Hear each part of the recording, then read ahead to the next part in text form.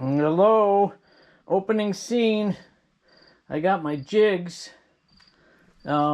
This monster here was what I built for doing 10 by 12s, and it's not going to get used. It's just heavy. It's just so there was a lighter version. I'll do a more in-depth jig. I had spent a day doing some metal work, and we'll talk about that in another video. We'll wander out here and see what the next project was, the next step. And then I got some other troubling news. I got my drive belts for Newman, and I am disappointed. So the 7.5 horsepower is really not as powerful as I thought, or there's so much iron that has to get spinning. So I disconnected two of the belts that go to the side heads, and I just ran the top and bottom head. I got that going, and it's like, yeah, it's barely, the motors, I could practically stall the motor out on that hinged, so I'm lifting it, getting it to spin.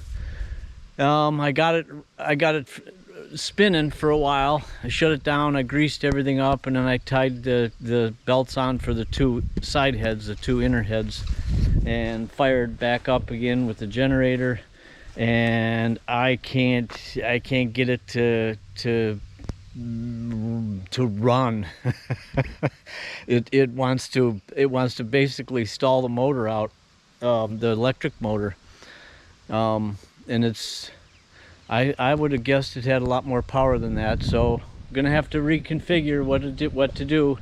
But here's my day yesterday, a couple hours. So this is going to be the floor setup. I should have taken a before picture, but it was basically all this 3-foot tall nettles, just this whole area. We got Leroy out here with the bucket and started going at it. I had this tree here that it was like, okay, it's got to go. I need this space. I pulled a limb off of it with Leroy, just put the bucket on it from a different angle, and it just ripped right off.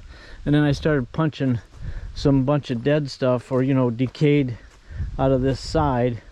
And then I put the bucket against the tree, so I left the whole tree standing, pretty good size.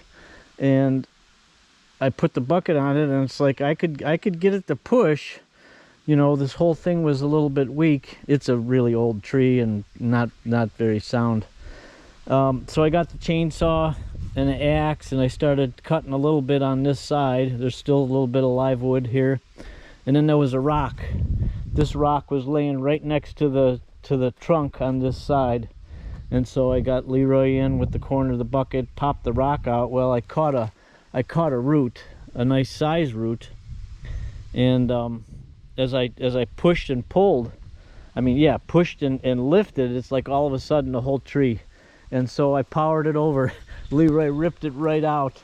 Down it came. Of course, you got all the weight of the tree, but it was doing some snorting.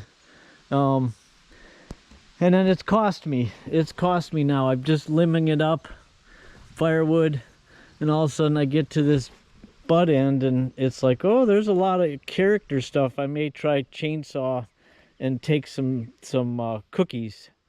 And then all of a sudden I'm like, oh my gosh, what the heck is that? Holy smokes, it's a piece of metal embedded in it. What? And then it's like, uh-oh, is Leroy injured? I come over to the bucket. Sure enough, look at that. I ripped the corner right out of it.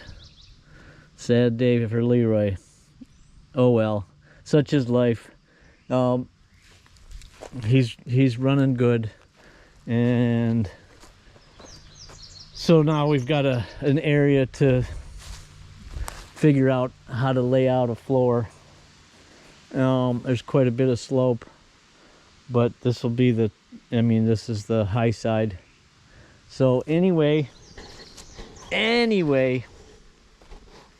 such is life. Such is what goes on. I'll keep you posted, updated on my progress. Okay. Bye.